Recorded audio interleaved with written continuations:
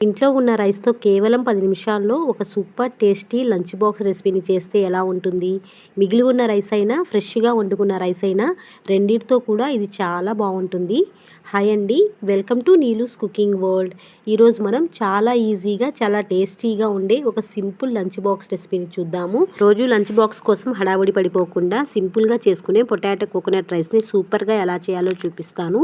ఇలా ఒకసారి రైస్ చేసి ఎగ్ ఆమ్లెట్‌తో తింటే టేస్ట్ మాత్రం అద్భుతంగా ఉంటుంది. పిల్లలైతే ప్లేట్ ఖాళీ చేసి ఇంకొంచెం ఉందా అని అడుగుతారు. అంత బావుంటుంది. అయితే వీడియోని ఎక్కడ స్కిప్ చేయకుండా ఎండ్ వరకు చూడండి. మీకు తప్పకుండా నచ్చుతుంది. నచ్చితే లైక్ చేసి సబ్స్క్రైబ్ చేసుకోవడం మాత్రం మర్చిపోవద్దు. అయితే లేట్ చేయకుండా రెసిపీ ప్రాసెస్లోకి వస్తే ముందుగా స్టవ్ పై ఒక కడాయి పెట్టుకుని ఇందులో 1 టేబుల్ స్పూన్ వరకు ఆయిల్ వేసి ఆయిల్ కొద్దిగా హీట్ అయిన తర్వాత ఒక 2 బంగాళదుంపల్ని ఇలా సన్నగా కట్ చేసుకుని ఆయిల్లో వేసుకోవాలి. ఆయిల్లో వేసుకొని ఒక 2 నిమిషాల పాటు ఇలా కలుపుకుంటూ వేయించుకోవాలి. చూస్తున్నారు కదా, ఇలా బంగాళదుంపలు అనేవి కొద్దిగా క్రిస్పీగా అయ్యేంత వరకు వేయించుకొని ఇందులో రుచికి సరిపడినంత ఉప్పు అనేది వేసుకోవాలి. ఈ బంగాళదుంపలకి సరిపడినంత ఉప్పు మాత్రమే వేసుకోవాలండి. ఇందులో ఒక పావు స్పూన్ వరకు ఉప్పు, ఒక చిటికెడు పసుపు, ఈ బంగాళదుంపలకి సరిపడా ఒక హాఫ్ స్పూన్ వరకు కారం అనేది వేసుకోవాలి. ఈ ఉప్పు, కారం, పసుపు బాగా కలిసేలా ఈ బంగాళదుంపలకు పట్టే విధంగా ఇలా కలుపుకుంటూ వేయించుకోవాలి. బంగాళదుంపలు అనేవి చక్కగా క్రిస్పీగా అయ్యేంత వరకు వేయించుకుంటే సరిపోతుంది. మరీ ఎక్కువ టైం ఏం పట్టదండి. ఒక 2-3 నిమిషాలు వేయించుకుంటే సరిపోతుంది. ఇలా వేగితే సరిపోతాయండి బంగాళదుంపలు అనేవి. వీటిని ఒక బౌల్లో తీసేసుకుందాం. ఇలా ఆయిల్ రాకుండా బంగాళదుంపల్ని తీసేసుకుని పక్కన పెట్టేసుకోవాలి. ఇప్పుడు రైస్కి మరింత రుచి పెంచడానికి ఒక సీక్రెట్ టిప్ చెప్తాను చూడండి. ఈ రైస్కి అద్దిరిపోయే రుచి రావాలంటే 1 టేబుల్ స్పూన్ వరకు ఎండు కొబ్బరి తురుము వేసుకోవాలి. అదే ఆయిల్లో వేసి గోల్డెన్ కలర్ వచ్చేంత వరకు లైట్గా వేయించుకోవాలి. ఇది వేయడం వల్ల టేస్ట్ మాత్రం నెక్స్ట్ లెవెల్లో ఉంటుందండి. తప్పకుండా స్కిప్ చేసుకోకుండా వేయండి. టేస్ట్ అయితే చాలా బాగుంటుంది. చూస్తున్నారు కదా, ఇలా వేయించుకున్న ఈ కొబ్బరి పొడిని కూడా ఒక ప్లేట్లో తీసి పక్కన పెట్టేసుకోవాలి. ఇప్పుడు అదే ప్యాన్లో మరొక టేబుల్ స్పూన్ వరకు ఆయిల్ వేసుకొని తాలింపు గింజలు వేసుకోవాలి. ఆవాలు, జీలకర్ర, మినపప్పు, శనగపప్పు వేసుకొని ఒక 2 ఎండుమిర్చిని ఇలా తుంచుకొని వేసుకోవాలి. ఈ తాలింపుని కొద్దిగా ఇలా చిటపటమనేంత వరకు కలుపుకుంటూ వేయించుకోవాలి. ఇప్పుడు ఇందులో ఫ్రెష్గా ఉండే కరివేపాకుని ఒక 2 రెమ్మల వరకు వేసుకొని ఈ కరివేపాకు కూడా కొద్దిగా ఇలా వేయించేసుకోవాలి. ఇలా వేగిన దాంట్లో ఒక ఉల్లిపాయ, ఒక 2 పచ్చిమిర్చిని ఇలా సన్నగా కట్ చేసుకొని ఆయిల్లో వేసుకోవాలి. ఈ ఉల్లిపాయలు కూడా బాగా మగ్గేలాగా ఇలా కలుపుకుంటూ వేయించుకోవాలి.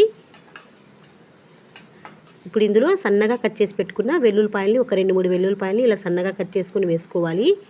ఇలా వెల్లుల్లిపాయలు వేసుకోవడం వల్ల రైస్ ఫ్లేవర్ అనేది చాలా బాగుంటుందండి. ఆయిల్లో ఉల్లిపాయలు, వెల్లుల్లి బాగా మగ్గేలాగా ఇలా కలుపుకుంటూ మగ్గించుకోవాలి. చూస్తున్నారు కదా, ఇలా మగ్గిన దాంట్లో మనం ముందుగానే ఉడికించి చల్లార్చి పెట్టుకున్న రైస్ని వేసుకోవాలి.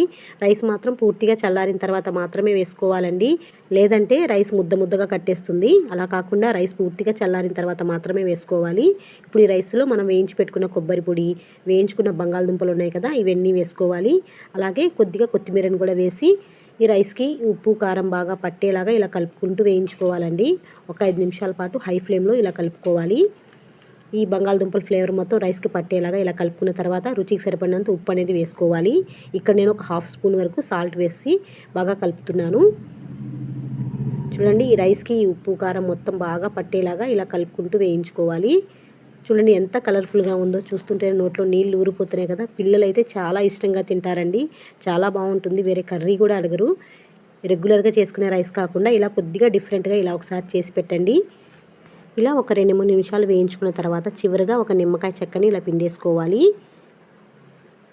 ఈ రైస్కి నిమ్మకాయ ఫ్లేవర్ కూడా బాగా పట్టేలాగా ఇలా కలుపుకొని ఒక 2 నిమిషాలు ఇలా వేయించేసుకొని వెంటనే స్టవ్ ఆఫ్ చేసుకొని సర్వ్ చేసుకుంటే మన కోకోనట్ రైస్ అనేది రెడీ అయిపోతుందండి. పొటాటో కోకోనట్ రైస్ అనేది చాలా ఫ్లేవర్ఫుల్గా, చాలా కమ్మగా ఉంటుంది. చూస్తుంటేనే నోట్లో నీళ్ళు ఊరిపోతున్నాయి కదా. పిల్లలకు బంగాళదుంప అంటే చాలా ఇష్టం. అందుకే ఇలా చేస్తే ఇంకాస్త ఇష్టంగా తింటారు. రోజు ఒకే రకం వంటలు కాకుండా ఇలా కొత్తగా చేస్తే వాళ్ళు కూడా హ్యాపీగా ఉంటారు. లంచ్ బాక్స్లోకి పెట్టి పంపితే ఖచ్చితంగా ఖాళీ చేసుకొని తీసుకొస్తారండి. అంత బాగుంటుంది.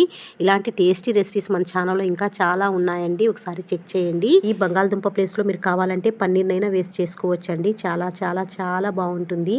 డెఫినెట్గా ట్రై చేయండి. ట్రై చేసి టేస్ట్ చేసిన తర్వాత మీకు ఎలా కుదిరిందో కమెంట్ సెక్షన్లో ఫీడ్బ్యాక్ని ఇవ్వడం మాత్రం మర్చిపోవద్దు. అలాగే వీడియో నచ్చినట్లయితే లైక్ చేసి సబ్స్క్రైబ్ చేసుకొని మీ ఫ్రెండ్స్ అండ్ రిలేటివ్స్ కూడా షేర్ చేయండి.